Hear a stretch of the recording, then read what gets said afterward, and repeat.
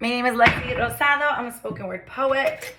I also work with youth. I have the pleasure of running the nonprofit Became Brave. Check out becamebrave.com.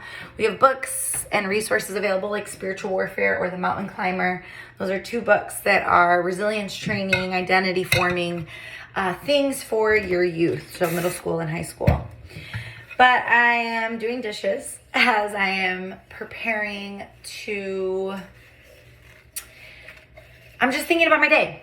Today, one of my students has the honor and pleasure of being a speaker. He gets to speak and do a speech, and he's in a contest, and he's speaking about what it means to be a hero, and it's the Hero in Me contest. I believe he'll win, but I really do. He's incredible. But I was thinking about the process in which it takes to be developed. Sorry, I'm washing my dishes because it's really a thought I had. The process in which it takes to be developed, to be somebody who is motivating others, to be the student that's giving the speech. I was thinking about his story. I was thinking about my own story. I was thinking about God. And I think that the most challenging, struggling, hardest portions of our story, of our lives, are actually really important and intentional and formational. And those challenging lessons, the lessons we learn during those hard seasons, are preparing us for what is to come. So let me repeat. God uses the seasons in which are really challenging, in which are really scary, for our good, for our formation. For example, I think about the season when I was a TV reporter and I had nowhere to live for 2 weeks because I moved to another state. I mismanaged the time frame of this lease agreement, and I had everything packed in my car. And looking back, I wish I would have advocated for myself. I was 23 years old, right?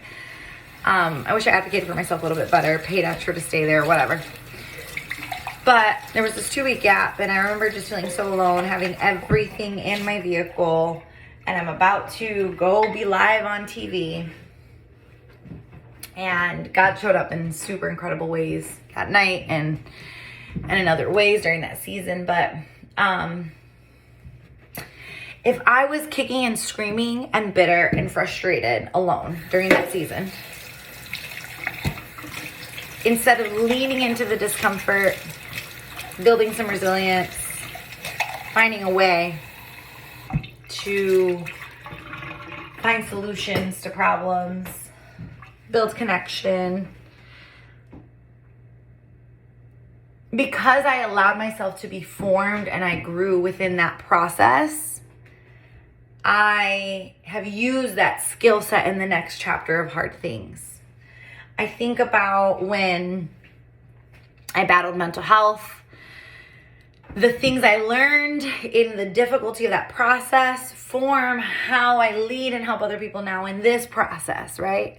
So when I think about my youth, I think about the students I have the honor of working with. I think about the youth I have the pleasure of working with because they are individual people with their own ideas. They're not mine. I don't own them.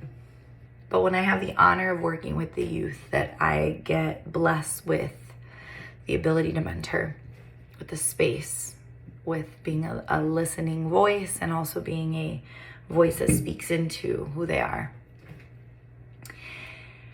When I hear and think about their stories, I think about how those difficult moments can and will produce something good.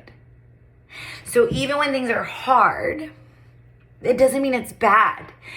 If the struggle is used rightly, if there are tools and lessons being learned, it can be used for good. Now, yes, trauma happens, but if we lean into the seasons in our life where things are hard, I think God is doing a good work.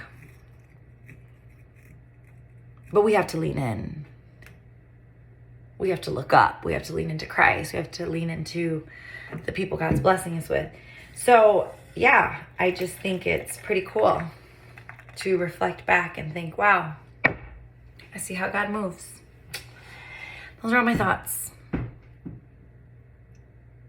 Thanks for listening. Toodles.